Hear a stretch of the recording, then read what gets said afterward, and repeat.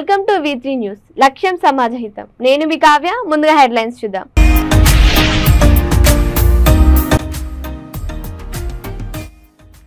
కర్నూలు జిల్లాలో కలుషిత నీరుతో 30 మందికి పైగా అస్వస్థత. వాంతులు విరోచనాలతో ప్రభుత్వ ఆసుపత్రిలో చికిత్స.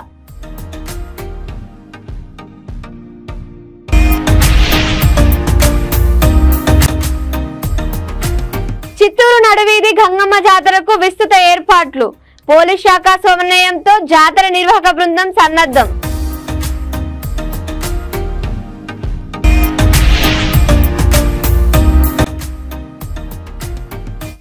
యూనివర్సిటీలలో నాన్ టీచింగ్ కాంట్రాక్ట్ ఉద్యోగులను రెగ్యులరైజ్ చేయాలి. Telangana non teaching contract employees JAC రాష్ట్ర ముఖ్యమంత్రికి విజ్ఞప్తి. కర్నూలు జిల్లా ఆదోని మండలం ఇస్వి గ్రామంలో కలుషిత నీరుతో 30 మందికి పైగా ప్రభుత్వ ఆసుపత్రిలో చికిత్స పొందుతున్నారు. గ్రామంలో గత వారం రోజుల నుంచి త్రాగునీరు ఎర్ర రంగుతో వస్తున్నాయని గ్రామస్తులు తెలిపారు. కలుషిత నీరు తాగి వాంతులు విరోచనాలతో 30 మందికి పైగా ఆదోని ప్రభుత్వ ఆసుపత్రిలో చికిత్స పొందుతున్నట్లు గ్రామస్తులు వాపోయారు. అతిసార వ్యాధితో 30 మందికి పైగా ప్రభుత్వ ఆసుపత్రిలో చికిత్స పొందుతున్నారు.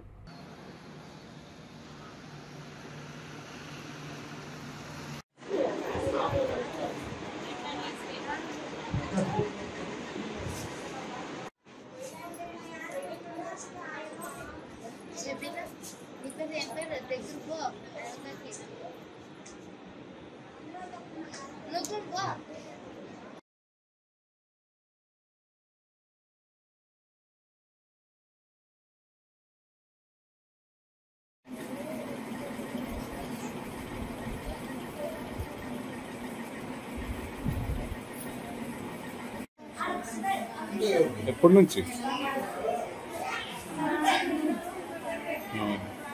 ఏంటికి ఎందుకైనా ఏం వాటర్ బాగాలేవా?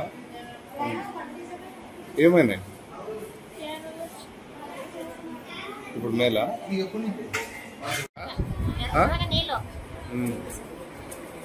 తాగాలంటే కూడా ఎట్లా అనిపించి తాగినప్పుడు తప్పదు, అవే తాగుతుంది కదా. ఇప్పుడు నీళ్ళు తప్పకుండా అవే తాగుతున్నాం. ఎర్రగా వస్తున్నాయి నీళ్ళు. ఆ నీళ్ళ వల్లనే ఎక్కడైనా ఎంకతున్నాం. పిల్లలు చిన్న పిల్లలు ఒకట్లే సరే జ్వరం వాడికి అడ్మిట్ అయినాయి. ఎందుకోసం ఎందుకోసం ఏమైంది నీళ్ళకి? ఎవరక ఏమైందక మీ ఊర్లో? ఎందుకనక? నీళ్ళ వల్ల నీళ్ళు 2 సార్లు మన అవసరం వచ్చినప్పటి నుంచి నీళ్ళు బాగా వచ్చినాయి. నీళ్ళ వల్ల అంత వాంతి. మీ ఊర్లో ఎంతమందికి అయింది అట్లా? అంతా ఒక 40 మంది. 40 మంది. మామూలుగా ఎక్కడి నుంచి వస్తుంటారు మీకు నీళ్ళు? రోజు అక్కడి నుంచి వస్తాయి. రోజు అక్కడ నీళ్ళు వచ్చింది. ఆడగానే గ్యాస్ అయిపోయేదంట. డైరెక్టర్ చెరువు నీళ్ళు డైరెక్టర్ నీళ్ళు అట్లా పంపించేసి ఇంత పచ్చగా వస్తుంది నీళ్ళు. ఏమంటే బోర్ నీళ్ళు పడవు మాకు బోర్ నీళ్ళు సపాలు లేవని ఇంకా అన్ని ఇవే తాగేదని అవే నీళ్ళు తాగుతారంట. ఎంతమంది ఇంకా ఒక 40 మంది. ఎప్పుడు వచ్చినారు? నిన్న పట్ల నుంచి. డాక్టర్లు ఏం చెప్పినారు? డాక్టర్లు ఏం చెప్పినా తక్కువ బాటిల్ ఎక్కిస్తారు, ఇంజక్షన్ వేస్తారు. అంటే మొత్తం ఏమైనా సీరియస్ అయిందా కొంతమందికి? ఏమన్నా ఒక ఆయన సీరియస్ అంటే చంద్రశేఖర్ డాక్టర్ జనం వచ్చి ఇప్పుడు ఏంటి వాళ్ళని మీరు ఏమైనా చెప్పినారు ఎవరన్నా? అంటే చిత్తూరు నడివీధి గంగమ్మ జాతరకు విస్తృత ఏర్పాట్లు చేస్తున్నట్లు చిత్తూరు మాజీ ఎమ్మెల్యే సీకే బాబు తెలిపారు. చిత్తూరు నగరంలో ప్రసిద్ధి చెందిన గంగ జాతరను ఈ నెల 21, 22 తేదీల్లో నిర్వహించనున్నారు. పట్టణం నడుబొడ్డులోని బజారు వీధిలో కొలువు తీరనున్న అమ్మవారి విగ్రహ ఏర్పాట్లను ఆదివారం మాజీ ఎమ్మెల్యే సీకే బాబు పరిశీలించారు. అమ్మవారికి అలంకరించే ఆభరణాలను ప్రదర్శించారు. భక్తులకు ఎలాంటి ఇబ్బంది లేకుండా ఏర్పాట్లు చేస్తున్నట్లు నిర్వాహకులు తెలిపారు. ఎన్నికల నేపథ్యంలో పోలీస్ శాఖ సమన్వయంతో జాతర నిర్వాహక బృందం ఏర్పాట్లను చేపడుతోంది.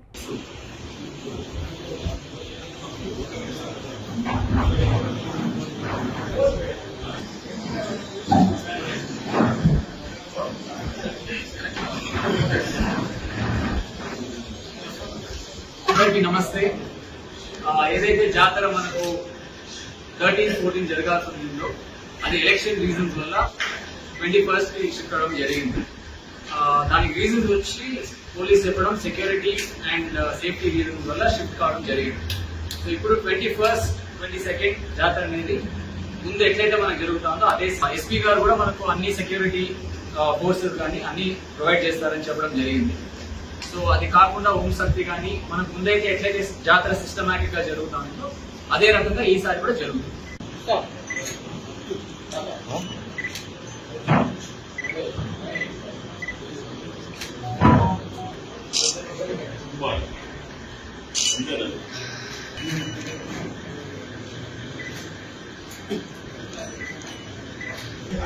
ఎలక్షన్ వల్ల పోస్ట్పోన్ అయింది.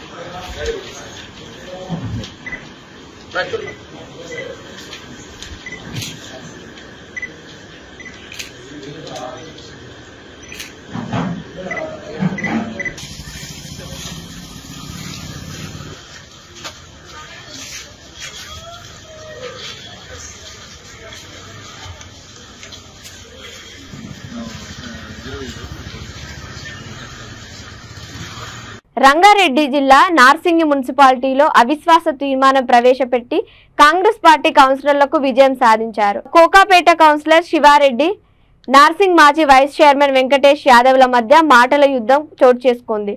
బీఆర్ఎస్ పార్టీలో ఉంటూ ఇద్దరు అధికారం అనుభవించారు. ఇప్పుడు రాజకీయంగా భద్రశత్రులుగా మారారు.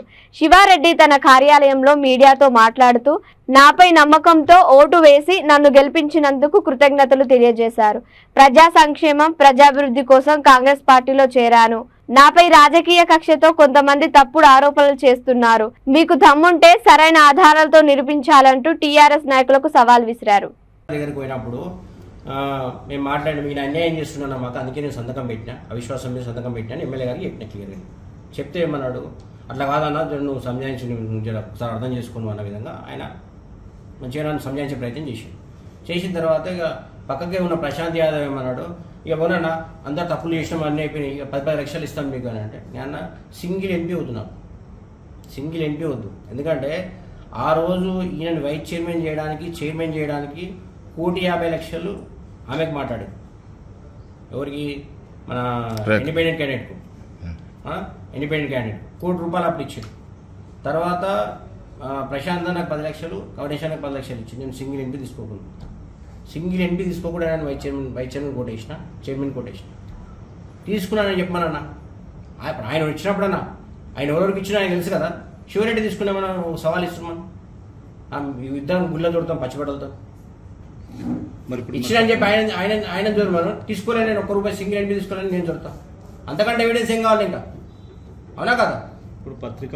ఇప్పుడు కూడా ఆ మాట ఎమ్మెల్యే సాబ్ అడిగాను, అన్న నువ్వు సంతకం పెట్టినట్టు నువ్వు పైసలు తీసుకోకుండా సంతకం పెట్టినాను అన్న, సింగిల్ ఎంపీ తీసుకోకుండా పెట్టినానని.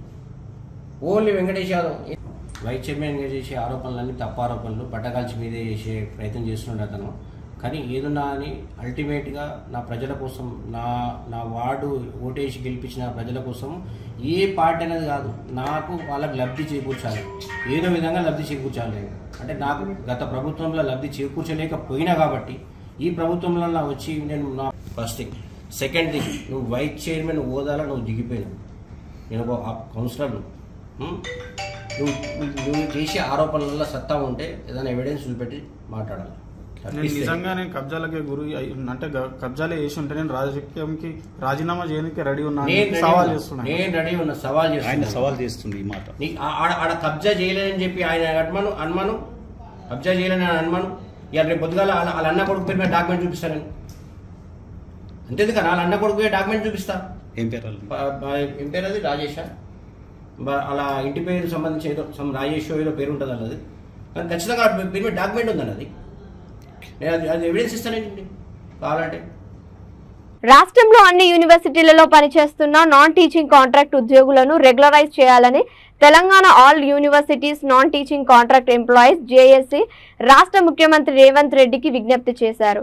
గత 25 నుండి 30 సంవత్సరాలుగా అతి తక్కువ వేతనాలకు పనిచేస్తూ కుటుంబాలను సరిగా పోషించుకోలేని స్థితిలో ఉన్నామని ఉద్యోగులు ఆవేదన వ్యక్తం చేశారు.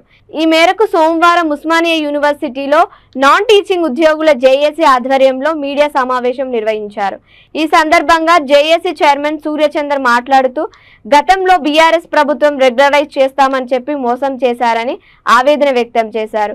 గత ప్రభుత్వంలా కాకుండా రాష్ట్ర ముఖ్యమంత్రి స్పందించి తమకు రెగ్యులరైజ్ చేయాలని విన్నవించుకున్నారు. రాష్ట్రంలో అన్ని యూనివర్సిటీలలో సమర్థవంతులైన వ్యక్తులను వీసీలుగా నియమించాలని కోరారు. తెలంగాణ యూనివర్సిటీ కాంట్రాక్ట్ ఎంప్లాయీస్ వెంటనే తెలంగాణ యూనివర్సిటీ కాంట్రాక్ట్ వెంటనే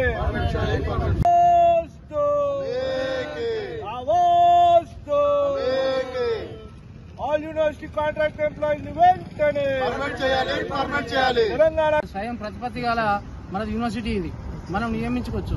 కాబట్టి ఇవన్నీ పూర్తిగా తప్పుడు ఆలోచనలతోటి తప్పుడు నిర్ణయాలు తీసుకొని కాంట్రాక్టర్ ఉద్యోగులను పూర్తిగా వంచిండు. కాబట్టి ఇటువంటి వైస్ ఛాన్సలర్లు యూనివర్సిటీకి రావద్దని మా మొదటి అభిప్రాయం.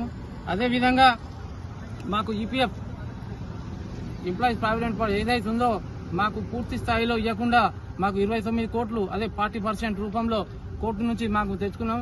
కోర్టు నుంచి కూడా తెచ్చుకున్నాయని కూడా మాకు అమలు పరచకుండా మళ్ళీ కోట్ల చుట్టే తిప్పుతా ఉన్నాడు. ఆయన దాన్ని పూర్తిగా తుంగలో దొక్కిండు. 40% ఉండే ఇప్పటికి దాదాపు 40 కోట్ల దాకా అయింది. మాకు చెల్లించవలసిన ఈపీఎఫ్ డబ్బులను పూర్తిగా చెల్లించాలి అని మేము విజ్ఞప్తి చేస్తా ఉన్నాం. అదేవిధంగా ఈ మాకు రావాల్సిన ఈపీఎఫ్ డబ్బులను ఇవ్వకుండా మన యూనివర్సిటీ తరఫున అడ్వకేట్లను పెట్టి ఒక రోజుకు 1 లక్ష చెల్లిస్తా ఉన్నాడు. అది ఎవరి సొమ్ము పైసాది? ₹1,00,000 ఎవరి సొమ్ము? యూనివర్సిటీ సొమ్ము కదా. నువ్వు ఎందుకు అట్లా చేస్తా ఉన్నావు అని మేము ప్రశ్నిస్తే లేదు కోర్టులో ఉన్నది, అది మీకు ఇప్పుడు కాదు అది అని కళ్ళబొల్లి మాటలు చెప్తూ యూనివర్సిటీలో మా ఒక కాంట్రాక్ట్ ఉద్యోగులందరినీ కూడా నష్టపరిచారు. దయచేసి ఇటువంటివి జరగకుండా ఒక మంచి వీసీ గారు రావాలి. రాష్ట్ర విశ్వవిద్యాలయాల్లో పనిచేస్తున్నటువంటి కాంట్రాక్ట్ ఉద్యోగుల అందరినీ కూడా రెగ్యులరైజ్ చేయాలని మన గౌరవ ముఖ్యమంత్రి రేవంత్ రెడ్డి గారికి విజ్ఞప్తి చేస్తున్నాం. ఎందుకంటే గత ప్రభుత్వం 10 సంవత్సరాల నుంచి కాంట్రాక్ట్ ఉద్యోగులను రెగ్యులర్ చేస్తామని చెప్తూనే మరి మోసం చేసింది. మరి మా కాంట్రాక్ట్ ఉద్యోగులలో కూడా చాలామంది చనిపోయినరు, వాళ్ళు రోడ్డున పడ్డరు. ఎందుకంటే ఇక్కడ ఉన్నటువంటి వైస్ ఛాన్సలర్స్ పూర్తిగా నాన్ టీచింగ్ కాంట్రాక్ట్ ఉద్యోగులకు వ్యతిరేకంగా ఉన్నారు. వాళ్ళు మాకు వచ్చినటువంటి ప్రయోజనాలను కూడా వాళ్ళు మొత్తం కాలరాయడం జరుగుతూ ఉన్నది. రాష్ట్ర ప్రభుత్వం ఏదైతే 30% పిఆర్సీ రూపంలో నాన్ టీచింగ్ కాంట్రాక్ట్ ఉద్యోగులకు అమలు చేయాలని ఇస్తే అది కూడా మేము తేవడం జరిగింది. దాన్ని కూడా ఇక్కడ మన గౌరవ వైస్ ఛాన్సలర్ గారు తొక్కిపడేశాడు, కాలరాసిండు దాన్ని దుర్మార్గంగా.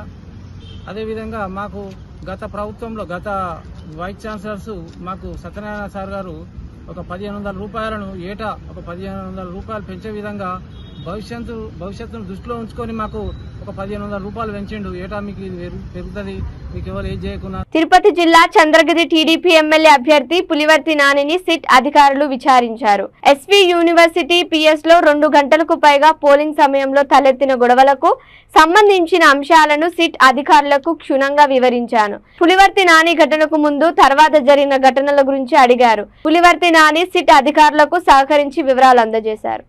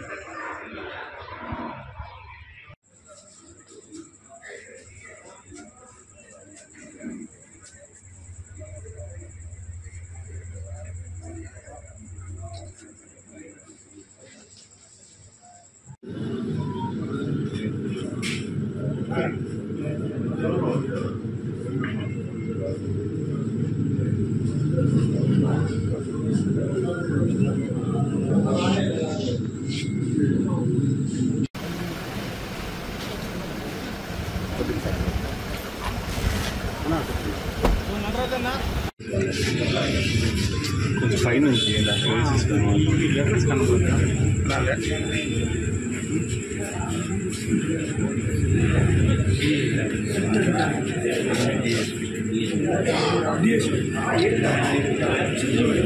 విచారించాను. అదే సత్యాధికారి గారిని కలిసాము. కలిసి మా రిప్రజెంటేషన్స్ ఏమేమి మా డౌట్స్ జరిగిన ఇన్సిడెంట్ ముందు జరిగింది, తర్వాత ఏమేమి జరిగిందని కూడా లెటర్ రూపాన మేము కంప్లైంట్ చేయటం జరిగింది. ఆయన కూడా ఎక్కడ ఏం జరిగింది కూడా అడిగారు సార్. దానిపైన కూడా చెప్పాము. మా దగ్గర ఉన్న ఎవిడెన్సెస్, మా దగ్గర ఉన్న సంబంధించిన ఇవన్నీ కూడా మొత్తం ఒక లెటర్ రూపాన సార్ గారికి కూడా ఇవ్వడం జరిగింది. అన్న మిమ్మల్ని అది సుత్తితో కొట్టారు అని వాళ్ళు కొట్టలేదని చెప్పారు. అంటే వీళ్ళకు అదే మెమరాన్ని ఇచ్చారంట. దాని మీద ఏమంటారు? అంటే విజువల్స్ ఉంది, సుత్తిత్తుకుని కొడతా ఉంది, నేను దిగింది ఉంది. సుత్తితో కొట్టకపోతే ఇప్పుడు డాక్టర్స్ ఉన్నారు, ఇక్కడ ఎడ్జ్లో తగిలింది, ఇక్కడ రాసుకోబడింది, ఇదంతా పడింది. తగలేదంటే ముద్దాయిలు ఏం చెప్పినా తప్పే చెప్తారు. దానిపైన నేను ఎక్కువ మాట్లాడదలుచుకున్నా. న్యాయ వ్యవస్థ ఉంది, పోలీస్ అధికారులు ఉన్నారు, దానిపైన ఒక దర్యాప్తు బృందం వేశారు. వాళ్ళే చూస్తారు, వాళ్ళే కాపాడతారని ఒక నమ్మకం. అంటే ఎలా సహకరించారు సిట్? అంటే అన్నిటిగా నేను ఆయన సార్ గారు అడిగిన దానికి అన్నిటిని వివరించా. ప్లస్ మా దగ్గర ఉన్న సాక్ష్యాలు, జరిగింది ఏమైంది మొత్తం ఇచ్చాం. ప్రతి ఒక్కదానికి ఎవిడెన్స్ ఇచ్చాం. మేము అడిగింది ఒకటే, వీళ్ళ వెనకాలన్న మూల పురుషులు ఎవరు దాన్ని పరిశీలించండి. ఆ మూల పురుషులు పరిశీలిస్తే మొత్తం అన్ని బయటిస్తాం. హైదరాబాద్ మహానగరంలో వాతావరణం చల్లబడింది. ఆకాశం మేఘవృత్తం అవుతోంది. గడిచిన 24 గంటల్లో నగరంలో అక్కడక్కడ వర్షాలు పడ్డాయి. కుతుబుల్లాపూర్ నియోజకవర్గంలోని బాచుపల్లి, మల్లంపేట, గండి మైసమ్మ సురారంలో మోస్తరు వర్షం కురిసింది.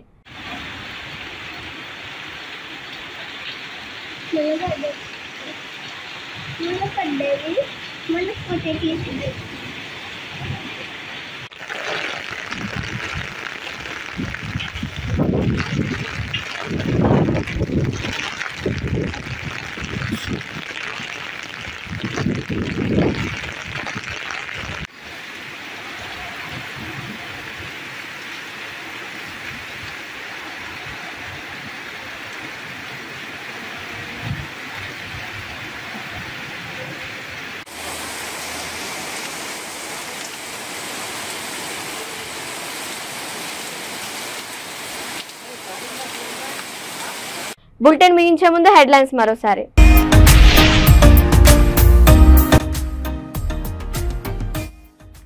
కర్నూలు జిల్లాలో కలుషిత నీరుతో 30 మందికి పైగా అస్వస్థత.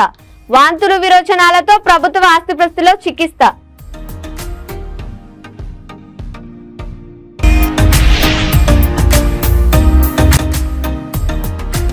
చిత్తూరు నడువీధి గంగమ్మ జాతరకు విస్తృత ఏర్పాట్లు. పోలీస్ శాఖ సమన్వయంతో జాతర నిర్వాహక బృందం సన్నద్ధం.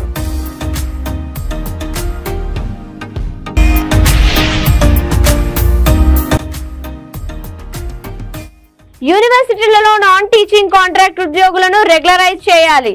Telangana non teaching contract employees JAC రాష్ట్ర ముఖ్యమంత్రికి విజ్ఞప్తి. ఇది ఇప్పటి వరకున్న అప్డేట్స్. మరిన్ని అప్డేట్స్ కోసం చూస్తుండండి V3 న్యూస్. లక్ష్యం సమాజ హితం.